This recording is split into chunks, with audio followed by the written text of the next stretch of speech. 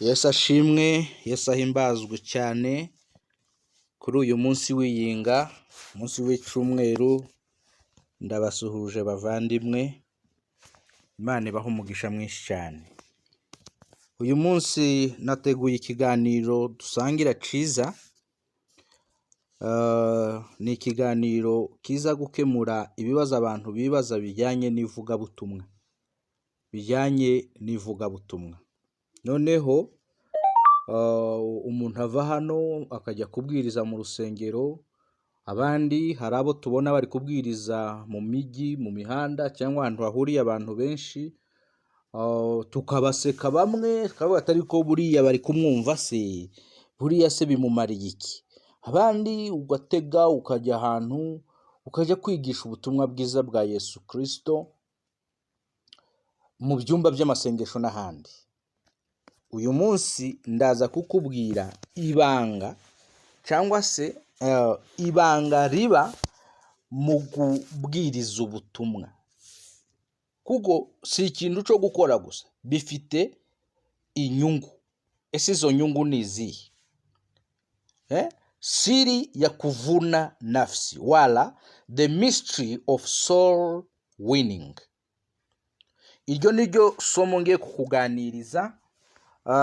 Uri buze kubonamwo ibintu byiza bitandukanye. Ni isomo rirerire cyane, ariko uraza kureba ese ni ukubera iki Imana biyifitiye inyungu ko abantu bareshya imitima cyangwa se bakura abantu mu byaha bakabazana kwa Yesu.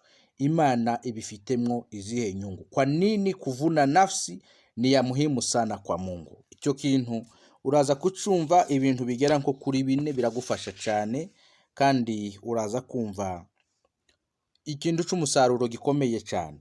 Ndasoza nkubwira faida ya kuvuna nafsi, inyungu noneho tuvana mu kubwiriza ubutumwa bwiza cyangwa se mu gukura abantu mu byaha. Muvandimwe, nimba utarakora subscribe wayikora, kugira ngo ikindi kiganiro ntibazakigusharinga, ahubwo kizakuzeho ugakora like, kandi ibyo washimye n'ibyo utasobanukiwe ukandika muri comment. Turi hano kugira ngo tugufashe. Dukomeze. Kangubwire ntangize nkubwira ngo niba hariho urufunguzo wokoresha kugira ngo Imana ikugezaho ishaka, unyumve unkurikire.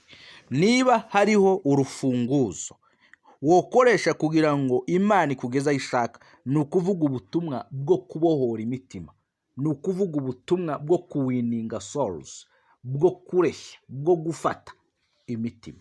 Iryo ni ibanga rikomeye, ni ikintu Imana yahaye agaciro ku rwego rwo hejuru, rwatumye Yesu apfa, byatumye Yesu abambwa ku musaraba, byatumye Yesu apfa akazuka kugira ngo Yesu akubone.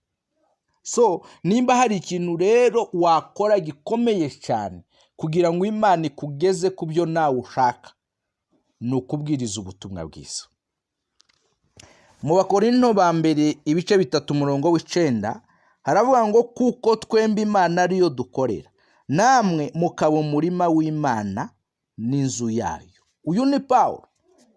Imana yaramutoranije, yaramuhamagaye ngo ayikorere. Donc abantu yabwirizaga ubutumwa abagereranya n'umurima w'Imana, kujya gukora mu murima w'Imana. Haleluya. Kandi umukozi wese arahembwa, ukora muri uwo murima Imana ikaguhemba, ngo mukaba n'inzu yayo. Haleluya. Kangubwira ikintu gikomeye. Ikintu Imana ishaka nuko abantu bose bizera Yesu Kristo ntihagire urimbuka. Ubu nibwo bushake bw'Imana, nuko nta numwe urimbuka. Uri mu bantu bagomba kugira uruhare rero mu kuvuga ubutumwa bwiza kugira ngo abo bantu bareke kurimbuka. Amen. Imana nkubwiza ukuri irashaka abantu yokoresha. Imana irashaka abantu ikoresha kugira ngo ikure abantu mu mwijima bajye mu mucyo. Ugomba kuba muri abo bantu rero, ukemera ko Imana igukoresha. Haleluya. Ukemera ko Imana ikugira igikoresho cyayo kugira ngo ukure abantu mu mwijima binjire mu mucyo. Imana iguha umugisha mwinshi cyane. muri Luka ibice 5 umurongo wa 2 no kugeza ku wa 6. Simbasoma, uraza kuhasanga inkuru z'abarobyi barimo Simoni. Haleluya. Uraza kuhasanga ikiganiro bagiranye. Yesu Petero aramubwira ngo nta kintu bafashe ijoro ryose, ariko bavuganye na Yesu yarababwiye ngo ni ubwato. Bamutiza ubwato, noneho babusunikiraho imbere, avuga ubutumwa ahagaze mu bwato. Arangije arababwira ngo nimwigize imbere rero muroba amafi. Amen. Haleluya. Icyo nshaka kubwira hano iki, igihe cyose wemereye Yesu mukagendana, ubona n'ibindi wari wabuze. Igihe cyose wemereye Yesu mukagendana, mugakorana umurimo we, ubona n'ibindi wari wabuze. Bari ijoro ryose batabonye amafi, ariko nyuma yo kwemerera Yesu bakamuha n'ubwato, akavuga ubutumwa bwiza, abantu barakira, imitima igaruka kuri Yesu. Arababwira ati namwe rero mwigira imbere murabona amafi, murafata menshi. Igihe cyose rero wemereye Yesu mukagendana, ukemera gusohoza umugambi we wo kugira ngo hatagira n'umwe urimbuka, nawe ibyawe wabuze, ibyawe wari ukeneye urabibona. Kubwira ikintu gikomeye utaruzi. Sinshaka kuvuga ubutumwa bwo kubwiriza abantu bakijijwe. Ndavuga gushaka intama zazimiye. Igihe cyose wagize umuntu uzana kuri Yesu, kubwiza ukuri, imiryango yawe irakinguka. Yes. Igihe cyose ujye uharanira ko aho utuye hari umuntu wahabwiriza, hari umuntu wabwira Yesu. Amina. Hari umuntu wabwira kumenya Yesu, hari umuntu wazana kuri Yesu. Iyo ukoze icyo kintu, imiryango yawe irakinguka. Ni ukuvuga ngo iyo uretse umurimo w'ivugabutumwa, mu by'ukuri uzabona ingaruka. Uzabona ingaruka z'ubuzima bugoye, uzabona ingaruka z'imiryango ikinze, uzabona ingaruka z'ubuzima butari bwiza. Kubera iki? Nimba Imana yaragushizemo uyu muhamagaro ngo uzane abantu kuri Yesu, uwo murimo ukawuhagarika, ntabwo bizakubera byiza mu busanzwe, mu buzima busanzwe. Ubu nashobora kuvuga ngo impamvu itumye uhangayika nuko kuva wakiriye Yesu Kristo nta nyungu akubonaho kabisa yo kumufasha kugira ngo ukure abantu mu byaha. Dusome mu Bakorinto ba 2 ibice 5 umurongo wa 19. Haravuga ngo kuko muri Kristo ari mu Imana yiyungiye n'abari mu isi, ntiyabikibabaraho ibicumuro byabo, kandi noneho yatubikije ijambo ry'umwuzuro. Mungu ametupatia huduma ya upatanisho ya kumurejesha aliyepotea, umurudishe kwa Mungu. Amen. Iki nico twahamagariwe, iki nico twahamagariwe, iki nico dukeneye. Haleluya. Muri Yohana ibice 15 umurongo wa 2, Yesu yavuze ikintu gikomeye. Aravuga ngo ishami ryose ryo muri nje ritera imbuto arikuraho, iryera imbuto ryose aryanganyaho amahage yaryo ngo rirusheho kwera imbuto nyinshi. Izi mbuto Yesu avuga si iz'ibiti. Izi mbuto Yesu avuga ni imbuto n'abantu bava mu byaha bakaza kuri Yesu. Izo nizo mbuto Yesu avuga. So igihe cyose rero waretse umurimo w'ivugabutumwa, wahawe n'Imana, igukuraho nawe ubuntu bwayo, ugatangira gukubitika no guhangayika. Kubera iki? Yaguhaye ngo were imbuto nyinshi. Haleluya. Igiti cyose kitera imbuto iragica, iryo shami karikuraho. Nawe nimba warahamagariwe kwera imbuto, wakagombye gufata izo nshingano kandi ukazitindamwo cyane. Ariko nguhumurize nanone, kuvuna nafsi ni vita ya Mungu. Gukura abantu mu byaha ni urugamba Imana yirwanira ubwayo. Rero kuko hari urugamba Imana irwana, igihe wemeye kwinjira muri urwo rugamba, Mungu hupigana vita vyako. Iyo wemeye kwinjira mu rugamba rw'Imana, ukajya gushaka abantu ngo baze kuri Yesu, Imana nayo irwana urugamba rwawe. Ugasanga urakora utuntu duke, ariko Imana ikabiguheramwo umugisha. ubu ndabwiriza abavuga butumwa. Amen kabisa. Haleluya. Kankomeze. Reka nkomeze. Reka tujye nibiki niziye nyungu Imana ibibonamo. Kubera iki Imana ishaka ko abantu bayizaho? Ni kubera izihe mpamvu? Uyu ni umutwaro Imana yagize kuva kera. None uyu mutwaro irawuguhaye ngo uwikorere. Iyo uwikoreye nayo yikorera imitwaro yawe. Kubera impamvu ya mbere ngiye kukubwira, kwa sababu ya dhabihu ya Kristo msalabani. Kubera igitambo ca Yesu ku musaraba. Ntabwo ari ibintu byo gupfa kugenda. Iki ni ikintu kiri serious. Ni ikintu catumye Yesu apfa. Ni ikintu catumye Imana yohereza umwana wayo. Muri Yesaya ibice 53 umurongo wa 11 haravuga ngo azabona ibituruka mu bise by'ubugingo bwe, bimwishimishe bimuhaze. Umugaragu wanjye azatuma benshi baheshwa gukiranuka no kumenya, kandi azishiraho gukiranirwa kwabo. Ntugira ngo ni ibintu byoroshye. Ibi ni ibintu byatumye Yesu yambara gukiranirwa kwacu, arakwikorera kugira ngo akubone muvandimwe. Rero igihe cyose Imana ibona uhaye agaciro umusaraba wa Yesu, Imana irishima ikanezerwa.